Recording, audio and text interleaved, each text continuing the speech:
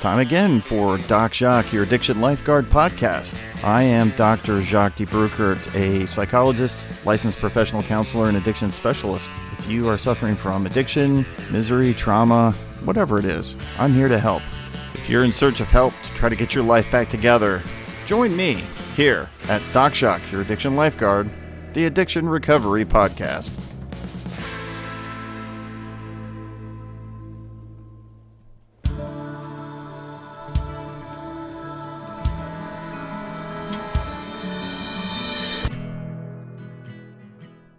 There are a lot of things that you can do that are going to help shape and form your personality and who you are as a person.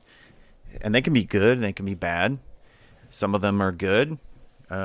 Maybe we have a good experience in school or with friends or, with our careers or who we take on as people that we're going to help. Maybe we have an entrepreneurial or a spiritual direction that we want to go that will help us determine kind of who we are and how we see the world. And they can be very positive. We can also have some very negative experiences that shape us in a very negative way. And those can result in things like a personality disorder or a level of agitation, irritation, anger, resentment, contempt, all kinds of things like that. And you know what? That can be a real problem because then we become like social misfits or outcasts. And I think that what people see in their lives is something that eventually they have to learn how to cope with. And those coping skills can be completely skewed and thrown off by those experiences or our environment, our social structure around us. And so when we begin to really, in a solid way, understand who we are, we can really be influenced very negatively at times by people or situations or behaviors. And those behaviors are the things that other people see. So how we walk, talk, our body language, the friends that we make, the environment we're in. And sometimes those things are out of our control. I have had an occasion where I've seen people be in environments that were very, very positive environments, and yet they still continued to be very aggressive or hostile and act out in ways that were very destructive around them. Then there are times when there are people that are in very negative environments and they become very positive people. And that is kind of a strange one, right? Because you think, they grew up in this neighborhood that was really crappy and they had all these negative influences around them all the time, but yet they seem to be these really amazingly positive people that will create things around them that are very positive. And it seems to not fit in the picture of what you would imagine they would be like. So is it the environment that shapes us? Is it nurture? Or is it what's in us, nature? Or perhaps is it a little of both? And I think it's a little of both. But what I wanted to address is the experience of being around somebody who has something that is so psychologically deep-seated that they become seemingly, they're normal people, seemingly, and yet they become very dysfunctional, whatever that dysfunction is. I think of people like somebody probably nobody really perhaps knows about if you're outside this country, but there's a gentleman, his name is Jesse James, and he's a fairly well known in the motorcycle community guy who is very charismatic. He's very charming. He's like the guy that you would want to sit down and have a conversation with, maybe share a meal and talk about motorcycles. And he builds motorcycles and he builds cars, and he has he hand makes firearms and knives, things like that. And he was really popular in the late 90s into the early 2000s during the motorcycle craze, what we called the dad bike era, the fat tired chopper, bikes that became all the rage back then with the Tuttles and Orange County choppers and Billy Lane and Jesse James, guys like that, and they were on TV and they became celebrities for their 15 minutes of fame. But this is a guy who he grew up in a really, really bad environment. He came from Long Beach, California. He was very poor. His mom and dad were divorced. His dad was an antiques dealer and a drug dealer, and his mom just kind of was an absent mom in Jesse's life. And so he grew up really in a rough way. He eventually got kicked out of his house by his dad when he was like 16 or 17, something like that. He ended up living with his girlfriend's family. And so he didn't have much, and he came from not much. And he was a scrappy kid who grew up in the 70s and early 80s. And sort of a knock-around kid that didn't have a whole lot. Seemingly came from a bad environment. He should probably been a drug dealer or something, and been spending his time in jail, and that would be the end of it, and you never hear about him again. But instead, because of his personality and his charm and his drive and ambition, he took a different turn in his life, seemingly. And so he spent his time playing football and then trying to just make his way through the world. He became a security for concerts, and so these hardcore metal bands would hire him to work security, and he did that for a while until he got tired of it and got disgusted by what was happening, and he left that. And then he became a welder, and he got hired, and he rose up through that, right? And along the way, he developed a drinking problem, and he became an alcoholic. But he's also very charismatic, so he ends up on TV, and he's building motorcycles, and everybody thinks he's the greatest. And then he marries Sandra Bullock, and he blows that marriage up by cheating on her. And then he gets married over and over and over and over again to multiple women, each time cheating on them. And I'm not even sure he's married at this point. I kind of lost track of it after a while. I think it was on his fourth marriage, and that blew that up. And each time he's got these women who are very ambitious, strong women that he marries, and then he self-destructs and implodes. And it was interesting because along the way, he ended up on the Trump TV show. I can't remember what it was called, where he would get celebrities to come on the show and try to raise money for charities. And then he, you're fired. That was his tagline. He ended up on that show, and he pointed out that that he was in recovery, and he's an alcoholic in recovery, and seemingly in recovery, but yet his behaviors would demonstrate that he wasn't actually in recovery. So he grew up in a really bad environment, and he was given some tools that he used and then abused and misused because he didn't have the good foundation of parental influence that was positive in his life. His dad was verbally and physically abusive to him. His mom was abandoning him, and he ended up self-destructing over and over and over again. And I've kind of tracked with him over time. I've lost track of it over the last, to 10 years or so.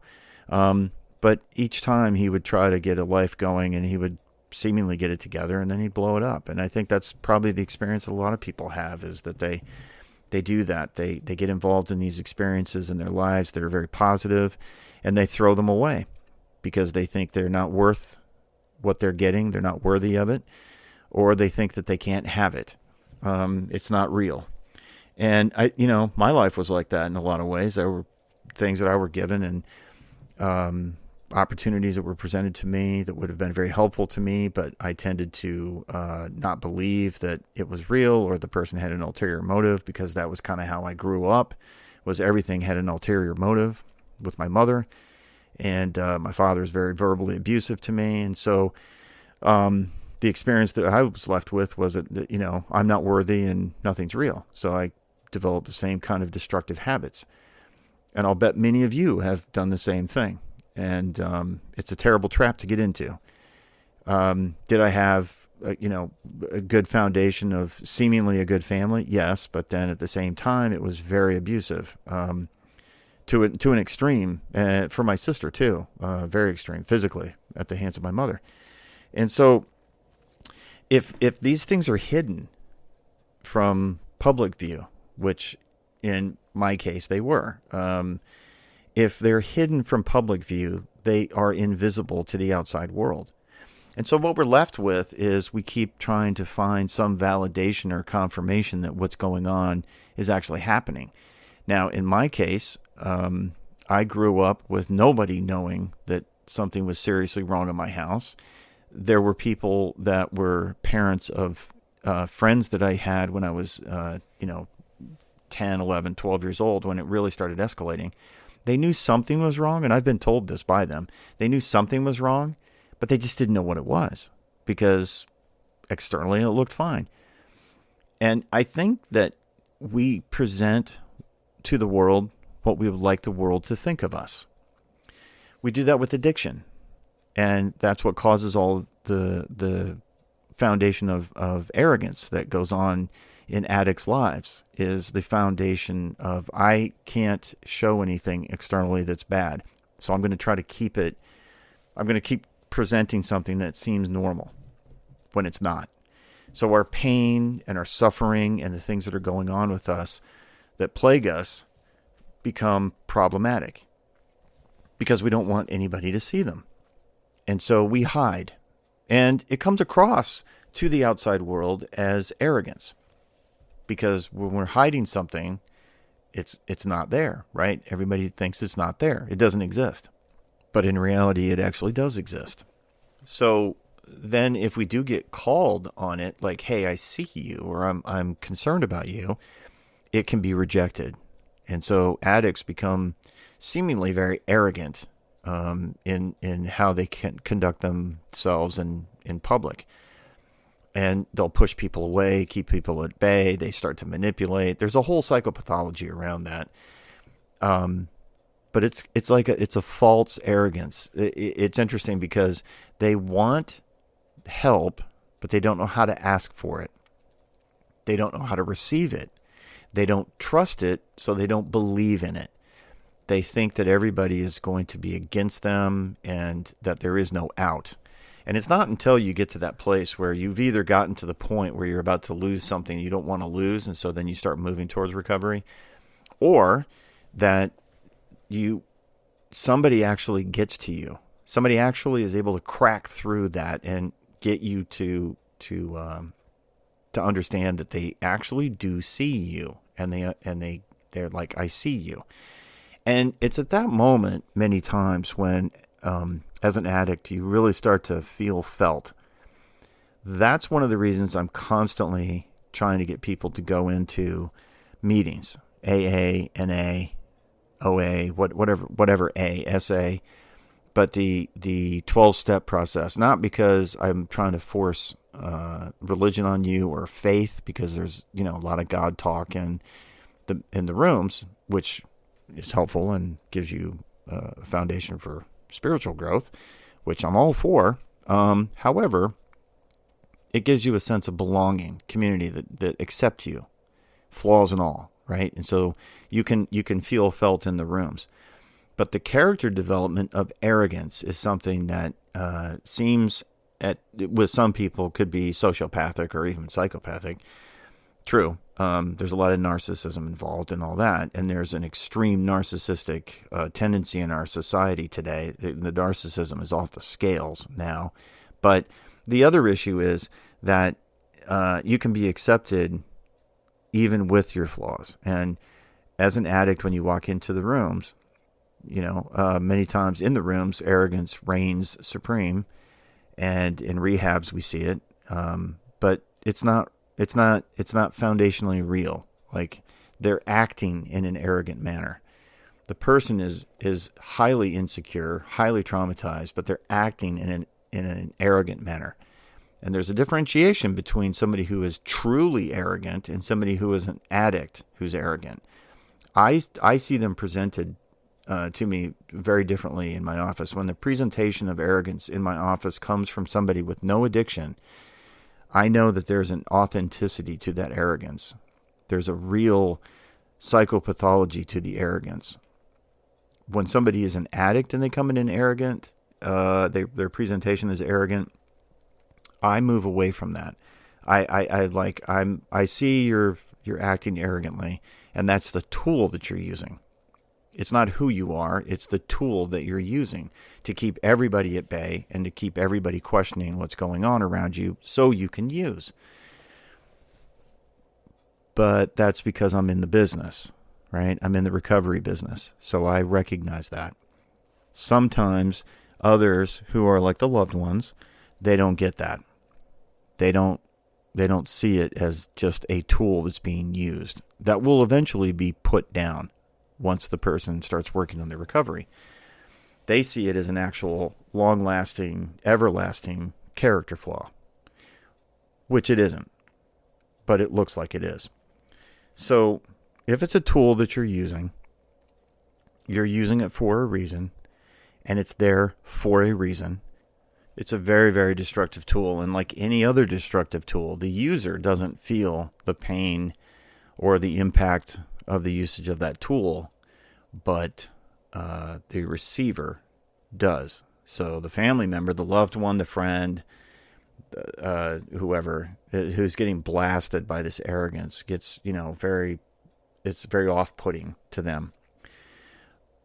But it's kind of, like a shotgun. You're shooting a shotgun. The person who's shooting the shotgun, they don't get hit with any of the pellets. So they don't know what it feels like. They don't have that experience. But all they hear is the bang, and they feel the recoil against their shoulder. But the person who's getting blasted by the shotgun, they're feeling all of it.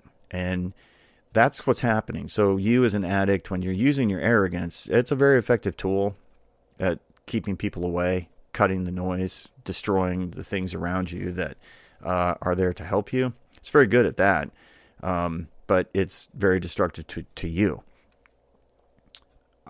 So what can you do? As an addict, what can you do? If you don't trust, you come from a high degree of abuse, neglect, whatever's your background of trauma. What do you do? Because you don't believe anything, you don't believe anybody, you don't trust anybody. At some point, you're going to have to shift that. And I think one of the big steps is that human connection part, right? I'm here with you. I'm not here against you. I'm here with you. I'm here to witness for you your suffering. I'm here to engage and feel with you. You've got to get in front of somebody that is like that. And trust me, they're out there. If you step into the rooms, I promise you will find those people. Not every single person in there is like that, of course, because there are varying stages of the recovery process. It's like there are varying stages on that spectrum of addiction. Recovery is a spectrum. So you're going to find people at different levels. Like if you're looking for it, well, there's probably somebody else in there looking for it too. So you can't count on that person to be that. But somebody who's been in recovery for 3 years who's sitting there, they can certainly do that for you. And they will be that for you. But you have to be in the room. So get in the rooms. Like go to meetings. Get amongst your peers. And that helps. To me, the experience is very much like when I go to church. If I go to church, I know that everybody in there is there for the same general purpose, right? They want to learn, they want to hear, they want to be with God in that moment, and they're there, and they're doing the same thing I'm doing, right? But I know that the person standing next to me, this might be like their third time going to church. Maybe they're even questioning their faith. Is there really such a thing as God? But I'm here because I want to hear this. I want to learn or explore this thing. Or the person on the other side of me might have been a churchgoer their entire life, and they're in their 60s. So that person I know is very much ahead of the person on the other side of me, right? So I would get something different from either one of them. But I know we're all in the church listening to the pastor and going through the worship before the service. It's like, yeah, you're all there for the same reason, right? I'm here to experience my faith and to express it. All right, it's the same exact thing in the rooms, right? But it's all about recovery. And so what you're doing is you're exploring your recovery. You're trying to go through that process of getting there. And so when you're there, procedurally, this is very important. You go to the meeting, you might show up right before it starts. Okay, every meeting is about an hour. Some go longer, but they're an hour. you go through the meeting and the meeting's over. And then what are you going to do next?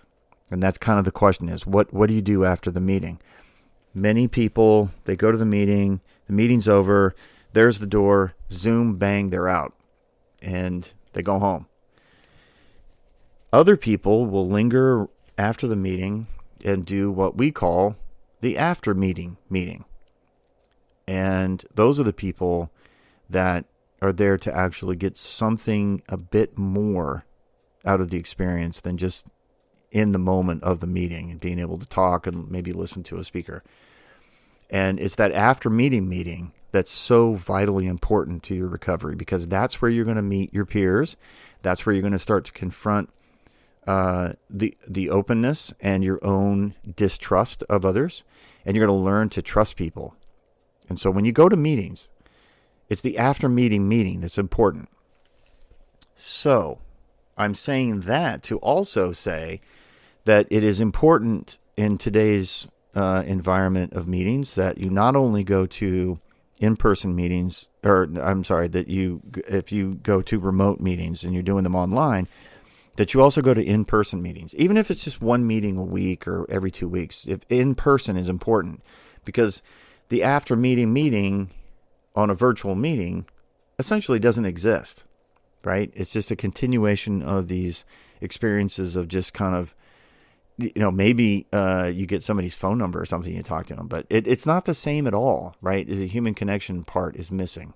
And so I really strongly advocate for any meeting you can get to. So if you travel, like I travel once in a while, and if I were traveling and I can't go to my normal meeting, I'd get online. And I tell my English-speaking clients, hey, listen, you know what? You got meetings in different time zones. In the United States, we have 4 time zones. So you've got different times. Now, if you're beyond a time when you would find a meeting in your home country, well, hey, guess what? England, Ireland, Wales, Scotland, New Zealand, Australia, English-speaking countries. And there are English-speaking meetings in Holland, in Germany. Go to an English-speaking meeting online. Learn something new from a different culture. Just because you don't belong to that culture doesn't mean you're not going to get something from it.